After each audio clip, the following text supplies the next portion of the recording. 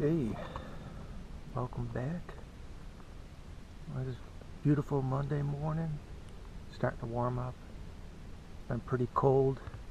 Uh, Started getting a sore throat, but I'm better this morning. These long nights make a nice long sleep. Except for last night, the coyotes were just insane. The first 2 nights I didn't hear anything because of the wind. But last night, the coyotes around here were out like crazy. They weren't that far away, and they woke me up like 3 or 4 times screaming. And I talked to the guys. They were camping down in the parking lot from Pennsylvania, and they said the coyotes there were, one came right into camp in the middle of the night and started yipping right in the middle of their camp. These things, there's so many of them, and so many of them are you don't see doe with their fawns. And you used to see 2 or 3 fawns with each doe, or 1 fawn with a doe. And we're thinking that these coyotes are just, taking their toll on the fawn population. And I didn't see any deer the first 2 days. The guys in the camp down below, the ones I was just talking about from Pennsylvania, there were 6 of them. They got 2 bucks, 2 small bucks. They saw a few deer. 2 of the guys I talked to, they didn't see anything from the 6. And it could have been the wind blowing around like that, going in different directions. It was spreading my scent around, and I wasn't in the tree stand, and they probably smell me. Plus, when the wind's blowing like that, they get spooked, and they're very nervous and don't like to move during the day. They'll rather move at night.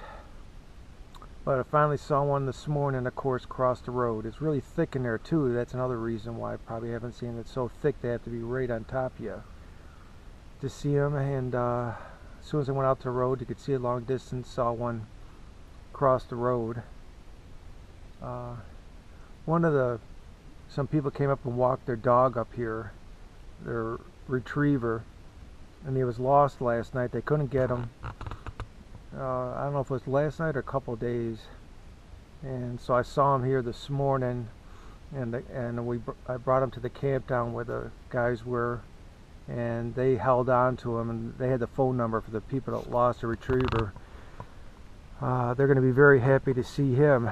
The dog was really scared, but he came in and he was just glad. The pack and the herd mentality, when they're often isolated like that, and you just, he was welcomed in, and he was just so happy, just to be with a pack again, or with a herd again. And so they're going to hold on him and call the number till the people come in. And that dog really dodged a bullet with all these coyotes around here last night. He was really fortunate they didn't kill him and eat him. They wouldn't stop, they would definitely chow that dog if they had a chance. So he dodged a bullet. Never walk a dog that's used to the city around here, especially a hound or a retriever. They're going to run off and follow their nose. You got to keep them on the leash. People out in the country know you don't let your dogs run loose, or else it'll be a coyote chow. And of course, the coyotes around here are hybrids between the wolves and the coyotes. The eastern wolf and the coyote, proven to be hybrids. So they're part wolf and part coyote, and they behave that way. But here it is, a beautiful morning, having some devotion time, finally calming down after a few days, and gonna seek the Lord and see if I'm calmed down enough for me to listen to him.